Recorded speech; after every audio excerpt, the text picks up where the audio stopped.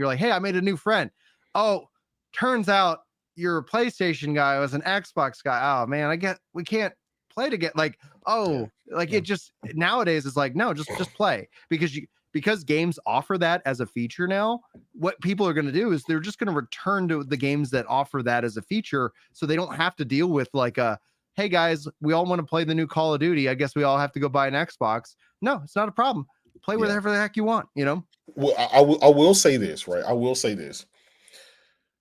The only people who are against this idea, I mean, what Satya says goes. This guy is the owner of the company. What he says is he's been on record saying that he delegates to Phil though when it comes to Xbox.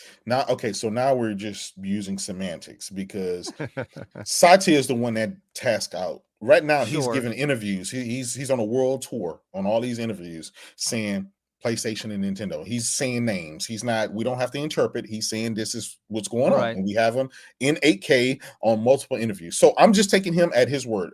This guy could be out there lying. Yeah, sure he could, but I don't think he is, right? So think about it. The amount of money that they're going to make by putting your games on PlayStation and Nintendo. Now, in the Twitter sphere, we say, we don't care for Sea of Thieves. We don't care for those games. Those games are trash. That's what we do, right?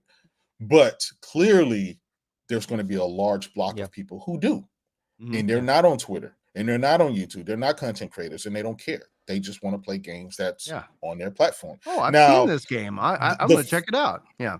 The Xbox hardware fanboy, right? The people who are holding the line, my brothers, right? My Xbox brethren. They are fighting because they don't want to admit that the console war has been over, right? They don't want to admit. They still have this Spencer vision. Says it's over. Phil Spencer said it's over. Everybody, I mean, we know it's over, right? We see MPD every month. We see the world sales over in Europe every month. We know it's been over, right? It's like 3-1 going on 4-1 now. But they refuse to concede. And so they're hoping that by the Activision Blizzard deal being purchased, that Satya and Phil will reverse course and just focus on the hardware and just put the games exclusively, and that's going to bring in a bunch of people. But Phil said it's not. He said Starfield can be a 11 out of 10. It won't change. Nobody's going to sell their PS5. Nobody's going to put. But if we're talking about words, and this is the final thing I'll say on it, and if y'all want to wrap up, go for it. Yeah, this would be a good way to wrap up. Yeah. If we're talking about listening to words out of their own mouths and taking them at face value, like I said, Satya has said, yes, I'm the head of the company, but when it comes to Xbox gaming, Phil is the guy.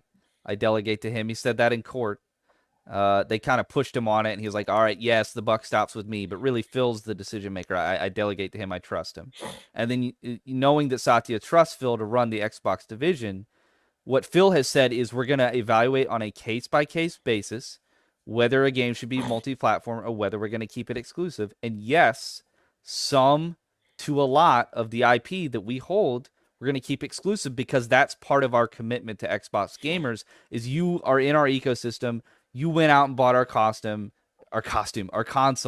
And so we are going to sort of give you a return on that investment. So it's important for us to legitimize and justify the value that is Xbox, the Xbox ecosystem, if that's where you're engaging with your games.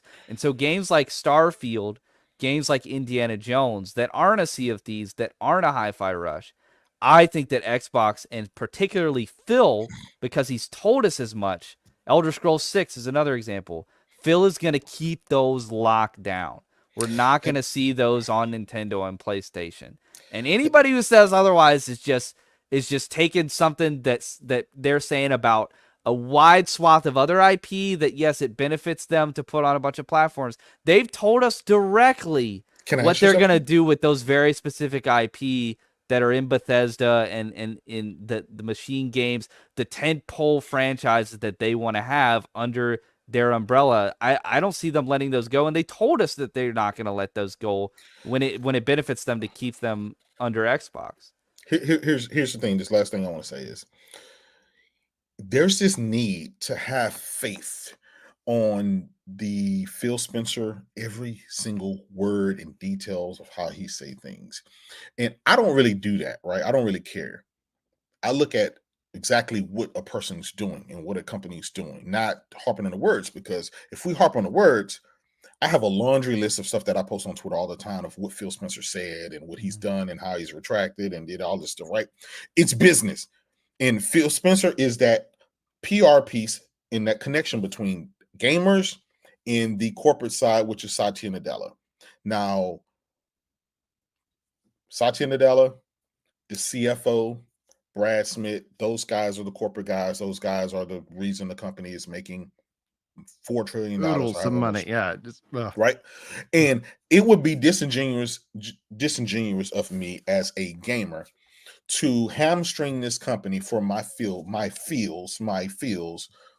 when I see the numbers. I see the numbers that no one's buying the hardware at the same pace as everybody else. The percentages are down across the board when it comes to the games and all that stuff for Xbox. And I see them making. Can you guys hear me? I'm sorry. Yeah, we can hear you. No, you're good. Yeah, you didn't cut out at all. I got a phone call. Okay, I'm back. I didn't know if you can hear me, but yeah, I think that we can't be selfish. We see where this is going. They're out to make money, and they're going to make boatloads of money by putting. And it's not just picking the games that you really don't care about and holding the ones that you care about near and dear to your heart.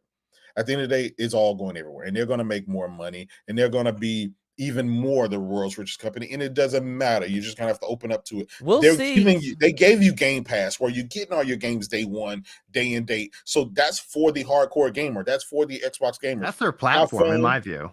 Like, listen, Game Pass is Xbox. Xbox no longer exists. It's about Game Pass. Phil has said that multiple times, even with their marketing material. It's Game Pass. You rarely ever see Xbox even mentioned anymore. When we can play Starfield on PlayStation, perhaps I'll start. Okay. I hope so. I really, and that's what I advocated for back when it was launching. Everybody's like, it's like, no, I want Starfield to come. It was to PlayStation. The I think that'd be great. Actually, it was. Listen, you got Jeff Grubb, you got all of these other guys coming out. You know, you even have Colt Eastwood coming out saying, "Yeah, I've heard this and this, and I knew this." All these people were sitting on this information from last year.